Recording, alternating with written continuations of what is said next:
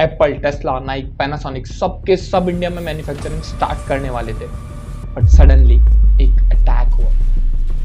क्या ये अटैक एक नॉर्मल टेररिस्ट अटैक था या पर्दे के पीछे से खेला गया एक बहुत बड़ा गेम? साइड में था, एक इंसान आया, उसने उसको गोली मार दी। मेरे पति को बचा लो। To the Pahalgam terror attack. Terrorist attack at Pahalgam. The Pahalgam terror strike. Pahalgam terror attack. So the Pahalgam attack. 2025 की शुरुआत इंडिया के लिए गोल्डन पीरियड की तरह थी। सारी की सारी बड़ी कंपनीज इंडिया में मैन्युफैक्चरिंग स्टार्ट करने का प्लान कर रही थी, लेकिन एक सवाल है, क्यों अचानक से ये की सारी कंपनीज इंडिया के अंदर अपनी मैन्युफैक्चरिंग सेटअप करने का प्लान क्यों कर रही थी? दरअसल 2025 की शुरुआत के अंदर डोनाल्ड ट्रंप यूएस प्रेसिडेंट जीते with a very clear agenda, let's make America great again. We will make America great again. पर उनके सामने थी एक बहुत बड़ी प्रॉब्लम, चाइना एक्चुअल में वर्ल्ड मैन्युफैक्चरिंग को रूल करने के लिए डंपिंग स्ट्रेटेजी का यूज करता है, जिसके अंदर वो क्या करता है कि एक $10 का प्रोडक्ट $5 में ही बेच देता है और $5 का लॉस खुद बियर करता है। ऐसा वो तब तक करता है जब तक सामने वाली कंट्री की सारी लोकल कंपनीज जो है वो शट डाउन ना हो जाए। जैसा ही ऐसा होता है, चाइना अपने प्रोडक्ट के प्राइसेस बढ़ा देता है और प्रॉफिट्स को एंजॉय करता है। ये चीज ट्रंप को समझ आ गई, इसीलिए उन्होंने चाइना के ऊपर 60% के टैरिफ इंपोज कर दिए, जिससे कि $300 बिलियन का ट्रेड इम्पैक्ट हुआ। And instead of China US के साथ बैठता, बातें समझाता, उन्होंने एक उल्टी ही पॉलिसी अपनाई। उन्होंने क्या किया कि 60% के टैरिफ यूएस के ऊपर इंपोज कर दिए रेसिप्रोकल टैरिफ के नाम पर, जिससे कि ट्रंप को और गुस्सा आ गया। बट चाइना यही नहीं रुका, उन्होंने एक और चीज करी कि उनके एक यूएस कंपनी के साथ में डील थी जिसके अंदर वो बोइंग से 200 कॉमर्शियल फ्लाइट्स खरीदने वाले थे। उन्होंने वो डील पूरी तरीके से कैंसिल कर दी।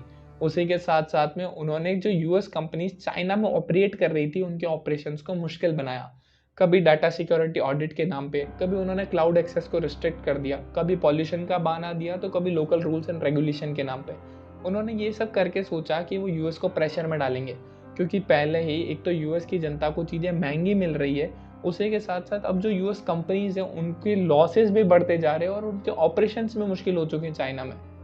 बट ट्रंप बीइंग ट्रंप, उन्होंने 245% के टैरिफ इम्पोज कर दिए चाइना के ऊपर, और अब एक जो चीज जो $100 की मिलती थी वो $345 की मिलेगी। इन्हीं सभी चीजों को शांति से बैठ के देख रहा था हमारा प्यारा भारत। इंडिया ने मौके का फायदा उठाया और एक काम किया कि फॉरेन डायरेक्ट इन्वेस्टमेंट की जो टर्म्स थी उसको ईज कर दिया, ताकि यूएस कंपनीज इजीली इंडिया में इन्वेस्ट कर पाए, और उन्हें इंसेंटिवाइज किया पीएलआई स्कीम के साथ में। इसी के साथ साथ में ऑलरेडी हमारी गति शक्ति जैसी बहुत सारी लॉजिस्टिक्स को ईज करने की प्लान्स गवर्नमेंट लॉन्च कर चुकी है। तो जब भी यूएस कंपनीज कंसिडर कर रही थी इंडिया को ताकि वो अपना मैन्युफैक्चरिंग शिफ्ट कर पाए out of China to India ने एक बहुत बड़ी प्रॉब्लम सॉल्व कर दी यूएस कंपनीज की। चाइना में उन्हें 245% के टैरिफ फेस करने पड़ रहे थे, वहीं पर इंडियन गवर्नमेंट ने फ्री ट्रेड एग्रीमेंट की बात स्टार्ट कर दी यूएस के साथ में, यानी कि 0% tariff. India is coming along great. I think we'll have a deal with India. The Prime Minister, as you know, was here 3 weeks ago, and they want to make a deal. We'll see what happens. इन्हीं सभी चीजों का impact तुरंत दिखने लगा। Apple ने क्या किया कि 25% ऑफ द आईफोन्स जो है वर्ल्ड के वो इंडिया में बनेंगे बाय 2026, ऐसा अनाउंस कर दिया। उसी के साथ साथ में वेस्टर्न और टाटा ने एक नई असेंबली लाइन स्टार्ट करने का इनिशिएटिव लिया होसर के अंदर। सैमसंग ने भी बोला कि हम अपना जो प्रोडक्शन है वो डबल कर देंगे इंडिया के अंदर। नाइकी और एडिडास ने भी इंडिया को प्रेफरेंस दिया over China and Vietnam. Panasonic ने एक बैटरी पावर प्लांट शुरू करने का इनिशिएटिव लिया गुजरात के अंदर। एक्सपर्ट एनालिसिस के हिसाब से आज जो इंडिया और यूएस का ट्रेड है $200 बिलियन का, बाय 2030 वो $500 बिलियन का हो जाएगा, यानी कि 2.5 टाइम्स। सब कुछ सही चल रहा था, इंडियंस के पास पैसा आने वाला था, खुशियां आने वाली थी और हमारा मैन्युफैक्चरिंग सेक्टर बूम करने वाला था। India was on the way to become the super power, but suddenly एक अटैक हुआ। To the Pahalgam terror attack. Terrorist attack at Pahalgam. The Pahalgam terror strike. Pahalgam terror attack. So the Pahalgam attack. 22 अप्रैल 2025 को पहलगाम कश्मीर में एक terrorist attack हुआ, जहाँ पे 26 हिंदू श्रद्धालुओं को उनके रिलीजन के बेसिस पे मार दिया गया। पूरा देश जस्टिस की डिमांड करने लगा। पूरा देश ये चाहता था कि टेररिस्ट के अगेंस्ट में कोई ऑपरेशन लॉन्च किया जाए। रातों रात वॉर लाइक सिचुएशन क्रिएट हो गई। लोगों ने रोड पे आके जस्टिस की डिमांड करी और इन सब का क्लेम किया Pakistan based Lashkar Taiba back the resistant front ने। इस सब सिचुएशन को जो यूएस कंपनी थी वो बहुत ही ध्यान से ऑब्जर्व कर रही थी। कॉज कोई भी कंपनी ये नहीं चाहेगी अपने बिलियंस ऑफ डॉलर इन्वेस्ट करके मैन्युफैक्चरिंग वहाँ पे स्टार्ट करे जहाँ पे वॉर हो सकती है और उनके मैन्युफैक्चरिंग प्लांट को कभी भी अटैक किया जा सकता है। इसी के चलते मॉर्गन स्टैनली ने इंडिया के नियर टर्म रेटिंग को डाउनग्रेड कर दिया। एप्पल ने अपना फेज 2 ऑफ प्रोडक्शन को डिले कर दिया। पैनासोनिक ने जो पावर प्लांट बनाने की बात की थी उसको ऑन होल्ड डाल दिया।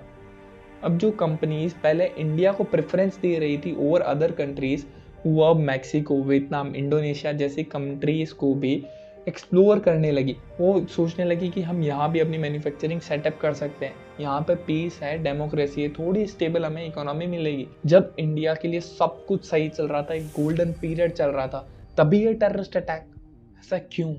क्या पाकिस्तान ने अकेले ने पुल ऑफ किया है? सम एक्सपर्ट्स बिलीव कि नहीं, पाकिस्तान जो भी कुछ कर रहा है वो बस एक पपेट की तरह एक्ट कर रहा है। और मेन कंट्री जिसको इससे सबसे ज़्यादा फायदा हुआ है इस पूरी सिचुएशन का, वो है चाइना। चाइना को एक चीज़ बहुत अच्छे से पता है कि अगर उनकी मैन्युफैक्चरिंग किसी और कंट्री में शिफ्ट होती है तो वो अपना पूरे वर्ल्ड मैन्युफैक्चरिंग का कंट्रोल लूज़ कर देंगे और वो जो सुपर पावर बन के बैठे हैं आज के टाइम पे, वो भी उनका स्टेटस चला जाएगा। और उनको एक और बहुत बेसिक चीज़ पता है कि कोई भी कंपनी उस जगह इन्वेस्ट नहीं करेगी जहाँ पे वॉर लाइक सिचुएशंस है। So they created a war like situations against India ताकि कोई भी कंपनी वहाँ पर इन्वेस्ट ना करे। आज पाकिस्तान की आर्मी, उनकी एयरफोर्स और उनके सारे टेररिस्ट भी जितने इक्विपमेंट्स यूज़ कर रहे हैं वो सब के सब चाइना से आ रहे हैं।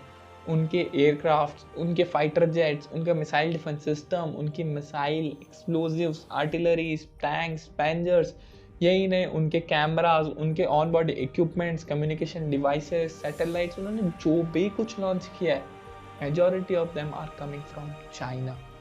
पाकिस्तान ने अकेले ने पुल ऑफ नहीं किया है, उनके पीछे एक हाथ था चाइना का। चाइना ने ऑफिशियली कुछ नहीं बोला, उन्होंने सॉफ्टली हर टाइम पाकिस्तान को सपोर्ट किया और इंडिया के मैन्युफैक्चरिंग हब बनने के सपने में एक रुकावट डाल दी। आपको क्या लगता है, क्या इंडिया एक मैन्युफैक्चरिंग हब बन पाएगा? Cause the game is still on.